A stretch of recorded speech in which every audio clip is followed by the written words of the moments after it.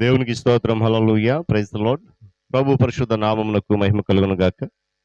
క్రీస్తునందు ప్రియులారా, దేవుడు తన మహాకృపను బట్టి మరొక నూతన ఉదయకాలం, నూతన వారంలో ప్రారంభ దినం ఇటు రీతిగా ప్రభువును స్తుతించడానికి చక్కటి అవకాశం మనకి ఇచ్చారు. బట్టి ప్రభు పరిశుద్ధ నామానికే మహిమ, ఘనత, ప్రభావం కలుగును గాక. క్రీస్తునందు ప్రియులైన దైవజనులు, స్నేహితులు, విశ్వాసులు, సహోదరి సహోదరులు, ఈ కార్యక్రమాన్ని వీక్షిస్తున్న ప్రియ దేవుని బిడ్డలందరికీ యేసయ్య పరిశుద్ధ నామంలో శుభాలు తెలియజేస్తున్నాను.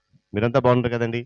చాలా సంతోషం. మీరంతా బాగున్నారని విని ఎంతగానో సంతోషిస్తూ ప్రభువుని గణపరుస్తున్నాను. రండి, ఈ దినం కూడా మేము ప్రేమతో ఆహ్వానిస్తున్నాను. అనుదిన అభివృద్ధి ఉదయకాలపు ధ్యానం అనేటువంటి ఆధ్యాత్మిక కార్యక్రమంలో నాతో పాటు పాలుభాగస్తులై ప్రభువును స్తుతించండి, వాక్యాన్ని ధ్యానించండి, దైవాశీర్వాదాలు పొందుకోండి. మీ దగ్గర బైబిల్స్ ఉన్నాయా? తెరిచి చూడండి. లేని పక్షాన్ని చదివే మాట వీని గ్రహించి వాక్యతను పాలుభాగస్తులు కమ్మని మనం చేస్తూ నేటి దిన ధ్యాన వాక్యంగా మార్కు సువార్త 8వ అధ్యాయము 34వ వచనం నుండి ఒక మాట. నన్ను వెంబడింపగోరువాడు తన్ను తాను ఉపేక్షించుకుని తన సిలువను ఎత్తుకొని నన్ను వెంబడింపవలెను. దేవుడు తన పరిశుద్ధ వాక్యాన్ని మన కొరకు దీవించును కాక. తలలోంచి కళ్ళు మూసుకుందాం, ప్రార్థన చేద్దాం. ప్రేమ కలిగిన తండ్రి, స్తోత్రాలు. తిరిగి మనకు నూతన ఉదయ కాలంలో వేకుని లేచి మీ నామాన్ని స్తుతిస్తున్నాం, ఆరాధిస్తున్నాం. ఈ కార్యక్రమం ద్వారా అనేక మంది బిడ్డలు ఆత్మీయమైనటువంటి మేలు, ఆధ్యాత్మిక బలం పొందుకుంటున్న స్తోత్రాలు. ఈ దినము కూడా అటు రీతిలో వారిని నడిపించండి, బలపరచండి, దేవునితో నింపండి. యేసు నామమున అడుగుతున్నాను మా తండ్రి, ఆమేన్. చాలా సంతోషం. ప్రియులారా, చదవబడిన వాక్య భాగంలో యేసుక్రీస్తు ప్రభు వారు తన శిష్యులతో చెప్పిన మాట, ప్రభువుని వెంబడించాలనంటే ఉపేక్షించుకోవాలి, లేక తగ్గించుకోవాలి. చాలా మంది ఉపేక్షించుకుని లేక తగ్గించుకుని తక్కువ వాడిగా ఉండి జీవితం కొనసాగించాలనంటే ఎవరు కూడా ఇష్టపడినటువంటి పరిస్థితి. అదేదో చిన్నతనంలాగా, అదేదో హేళనంగా ఉంటుందని, అదేదో అవమానకరమని భావిస్తుంటారు. వాస్తవానికి ఉపేక్షించుకోవడం అనేది చౌక కాదండి. దేవుని స్తోత్రం కలుగును కాక. హల్లెలూయా. దాని మూల్యమును వెలకట్టమని చెప్పి యేసుక్రీస్తు ప్రభువారు తన శిష్యులకు సవాల్ చేశారు. తనను వెంబడించే వారికి ఉండాల్సినటువంటి అల్లోతైనటువంటి సమర్పణను యేసుక్రీస్తు ప్రభువారు అధిగం చేయడానికి ఇష్టపడ్డాడు. అంటే ఆయన వెంబడించాలని ఆశ ఉంది, ఆశ ఇంకా అధికం కావాలనేది ప్రభు యొక్క ఆశ. దీవెనల కొరకు మరియు సూచక్రియల కొరకు మాత్రమే ఆయనను వెంబడిస్తే ఏమండి అత్యంత నిరుత్సాహానికి లోనవుతాం.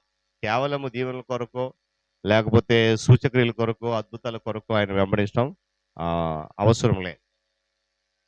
చూడండి, క్రీస్తు శిష్యులంగా లేక క్రీస్తు బిడలంగా కొన్ని న్యాయ సమ్మతమైన హక్కులను, విధులను మనము పట్టించుకోవాలి, ఆచరించాలి. ఈ జీవితానికి ఆనందము వద్దు అనుకునేటువంటి స్థితికి మనం పిలబడ్డాం. అవసరం లేదు నాకు.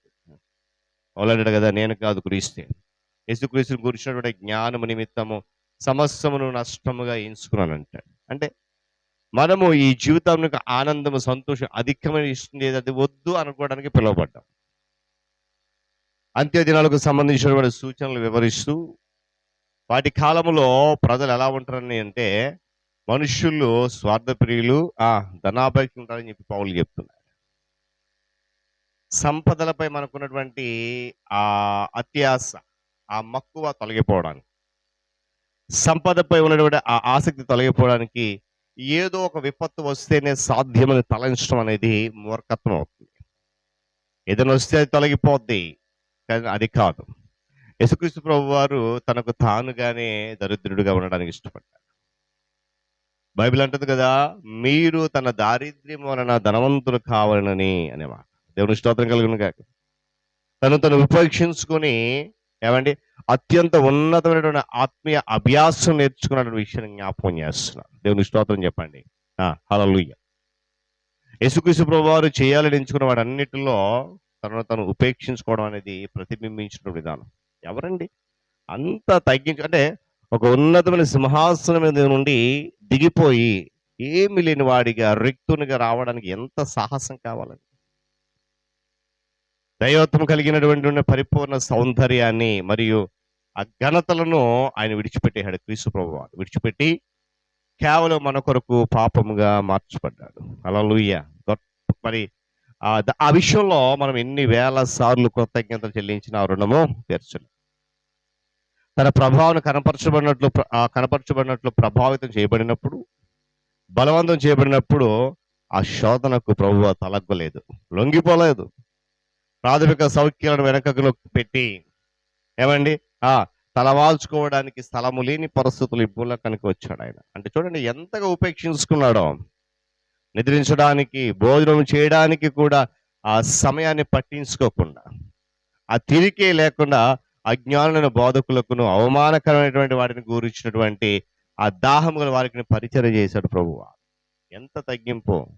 ఈరోజు మనం అనుకోవాలి, నేను ఉపేక్షించుకోవాలి. తన కుటుంబంలో ప్రేమకు తను తాను దూరం చేసుకుని వశపరచుకోకుండా దేవుని రాజ్య సంబంధ విషయాలపై ప్రాధాన్యత ఇచ్చాడు. ఎంత గొప్ప త్యాగం అండి, ఎంత గొప్ప ఉపేక్ష అండి. శిష్యుల పాదాలు కడగడానికి ఇష్టపడ్డాడు ఆయన. ప్రభు తనకున్న గౌరవాన్ని ప్రక్కన పెట్టేశాడు. అంటే అంటే చూడండి, ఇలా చెప్పుకుంటూ వెళ్ళిపోతే చాలా ఉన్నాయి. ఇవన్నీ మనం చేయాలి అంటే సాధ్యమేనా? ఒకసారి మనం ఆలోచిద్దాం. తన కొరకు చూడండి, ప్రభు వారి కొరకు ఏడుస్తున్నారట. ఏమని? తన పక్షంగా పోరాడమని చెప్పి దేవదూతలు పంపించడానికి ఆయన ఇష్టపడలే. తన కొరకు ఏడుస్తున్నటువంటి వారిని చూసి, ఆ సానుభూతి పని చూసి, అయ్యా మీరు నా కోసం ఆడొద్దమ్మా, మీ పిల్లల కోసం మీ కొరకు ఏడవండి. శిలువ మీద వేసినటువంటి మేకుల బాధ భరిస్తూ కూడా ఆ నొప్పిని తగ్గించిన చెరకను ఆయన తిరస్కరించి వద్దనుకున్నాడు. తన కొరకు ఏర్పాటు చెప్పినటువంటి ఆ సింహాసనం తిరస్కరించి బలిపీఠం మీద తన్ను తానే బలిగా అర్పించుకున్నాడు. దేవుని స్తోత్రం చెప్పడం కంటే హల్లెలూయా. ఇదే తన్ను తాను ఉపేక్షించుకుంటాం. మనం అనుసరిద్దామా? ఉపేక్షించుకుందామా? తగ్గించుకుందామా? ప్రభు కొరకు ధైర్యంగా నిలబడదామా? ఒకసారి మనం ఆలోచించేద్దాం. కనుక మనం ఉపేక్షించుకొని ప్రభు మార్గాన్ని అనుసరిస్తూ ముందుకు కొనసాగుదాం. దేవుడి మాటలు మన కొరకు దీవించునుగా. తల కళ్ళు మూసుకునండి, ప్రార్థన చేసుకుందాం. ప్రేమ కలిగిన మా తండ్రి, కృపా సత్య సంపూర్ణుడా, సకలాశీర్వాదములకు కారణభూతుడా, మీ గణనామానికి స్తోత్రాలు, వందనాలు. తిరిగి మనకు నూతన ఉదయకాలపు వేళ వేకుని లేచి మీ నామాన్ని స్తుతించగలిగేటువంటి ఒక శ్రేష్టమైన అవకాశం మాకు ఇచ్చారు. అందుని బట్టి వందనాలు. ఆధ్యాత్మిక కార్యక్రమం ద్వారా అనేక మందిని బిడ్డలు నాయన పాలి భాగస్తులై స్తుతిస్తూ ఆరాధిస్తూ గనపరుస్తున్నారు, ఆత్మీయ మేలు పొందుకుంటున్నారు. అటు రీతిలో మీరు నడిపిస్తున్నాం, వందనాలు. తిరిగి నూతన దినంలో మరలా నీ దీనదాసులు సేవకుల కొరకు ప్రార్థిస్తున్నాను. ప్రపంచ మూలల భారముతో ప్రయాసాన్ని పని జరిగిస్తున్నట్టుగా నీ సన్నిధి కాపుదల కాంతి వార్త వంశమని వేడుకుంటున్నాను. నాయన వారి సంఘము, వారి పరిచర్య, వారి కుటుంబాన్ని మీ ఆత్మజత నింపి నడిపించి కృపలు వర్ధలింపచ్చని నీకు స్తోత్రాలు.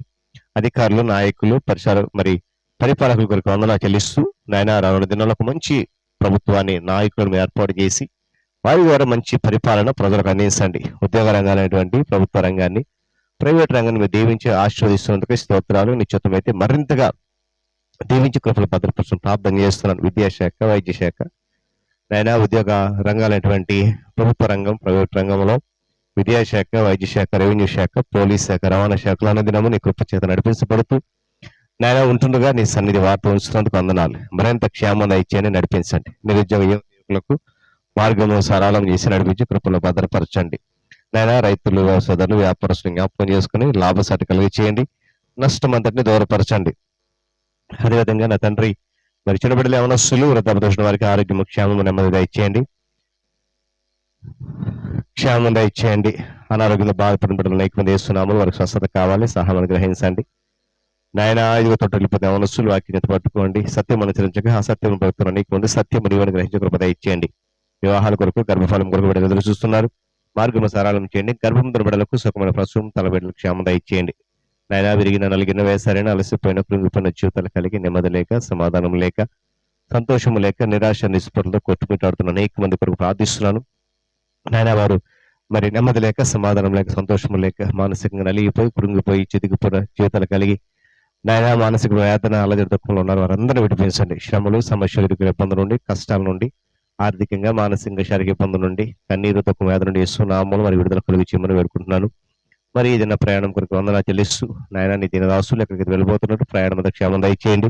రైతులు, వ్యవసాయదారులు, వ్యాపారస్తులు ఆయనకుల పనిపాట్లకు, ఆయనకుల కూలి పనులకు, ఆయా శాఖలలో ఉద్యోగ బాధ్యతలు నిర్వర్తించడానికి, బంధువుల గృహాలు, స్నేహితుల గృహాలు, శుభకార్యాలు, రకరకాల విహారయాత్రలు, ఇంకా ప్రతి ప్రయాణంలో ప్రతి వాహనాన్ని మీ స్వాధీనం అందించుకుని కృపల భద్రపరచడం వేడుకుంటున్నాను. నాయన నూతనంగా జన్మదినం జరుపుకున్న బిడ్డలు ఇచ్చిన దయాగ్రేడను దీవించి ఆస్వాదించండి, కృపలు భద్రపరచండి.